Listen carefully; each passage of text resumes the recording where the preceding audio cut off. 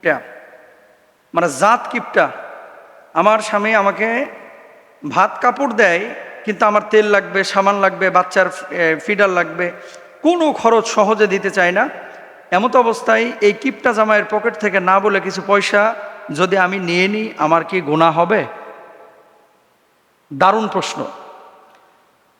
আমাদের সমাজে এরকম কিছু স্বামী আছে, যে স্বামীকে কিপটা সমাজের সভাপতি বললে ভুল হবে না। মানে যদি বলা হতো যে কিপটাদের প্রেসিডেন্ট সভাপতি সেক্রেটারি, তাহলে ওকে ভুল বলা হবে না। কিপটামি কেন করতেছেন? ইন্নাল মুবাদদিরিনা কানু ইখওয়ানাশ শায়াতিন। অপচয় এটা যারা করে তারা শয়তানের ভাই, কোরআনুল কারিমে আল্লাহ তাআলা বলছেন। কিন্তু ওয়ালাল মাউলুদি লাহু রিজকুহুন্না ওয়া কিসওয়াতুহুন্না বিল মারুফ, স্ত্রীর ভরণ পোষণ, তারপরে আপনার বাচ্চার ভরণ পোষণের দায়িত্ব কিন্তু আপনার উপরে, মানে স্বামীর উপরে। এখন কোনো স্বামী খালি ভাতটা দিল আর কাপড়টাই দিল, স্বামীর তেল দিল না, স্বামীর মনে করেন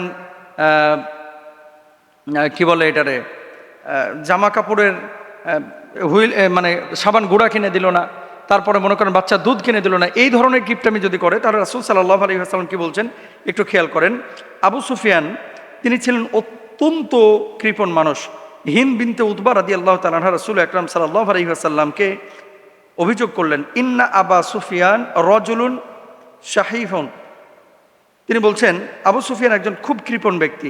তখন নবীজি সাল্লাল্লাহু আলাইহি ওয়াসাল্লাম বললেন, খুদি মা ইয়াকফিক ওয়া ওয়ালাদিক বিল মারুফ।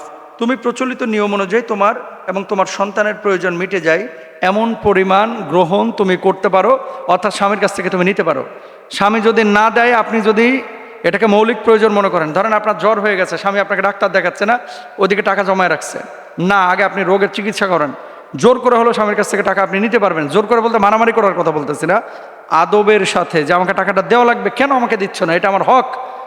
ক্ষেত্র বিশেষে যদি এমনটা হয় যে আপনি বড় সড়ো বিপদের মুখোমুখি হচ্ছেন, এমন অবস্থায় স্বামীর পকেট থেকে না বলে যদি আপনি খরচ করেন, আপনার গুনাহ হবে না, এমনও মুহাদ্দিসিনরা বলে থাকেন এবং ফকিহরাও এমনটা বলে থাকেন। যেহেতু নবীজি সাল্লাল্লাহু আলাইহি ওয়াসাল্লাম হিন্দাকে এটা বলেছিলেন যে তুমি নিতে পারো। দেখেন, এরপর দেখেন আপনার কিছু ব্যক্তিগত করণীয় আছে, বিশেষ করে যারা সামনে থেকে শুনছেন এবং যারা অনলাইনে শুনেন। এগুলো তো অনলাইনে আপনারা প্রশ্নগুলো করেন, আমরাও তো জবাবটা এইভাবেই দিই সবার জন্যই। প্রথম ধাপ হচ্ছে সুন্দরভাবে নসিহত করেন। ওয়াদাক্কির ফা ইন্না যিকরা তানফাউল মুমিনিন। উপদেশ দাও, নিশ্চয় উপদেশ মুমিনদের উপকার করে। আমি স্ত্রীকে বলবো যে আপনার স্বামীকে বোঝাতে থাকেন, কন্টিনিউয়াস, বারবার বলেন। দ্বিতীয় ধাপ, পরিবারকে যুক্ত করা। স্বামীর পরিবার থেকে একজন সালিশ এবং স্ত্রীর পরিবার থেকে একজন সালিশ নিযুক্ত করা, এটা হচ্ছে উচিত যে এরকম যদি হয়ে থাকে। 3 নম্বর হচ্ছে আলেম বা শরিয়ার মাধ্যমে এটা সালিশে আপনি বসাইতে পারেন, যদি কন্টিনিউয়াস এরকম আপনার সাথে করে থাকে।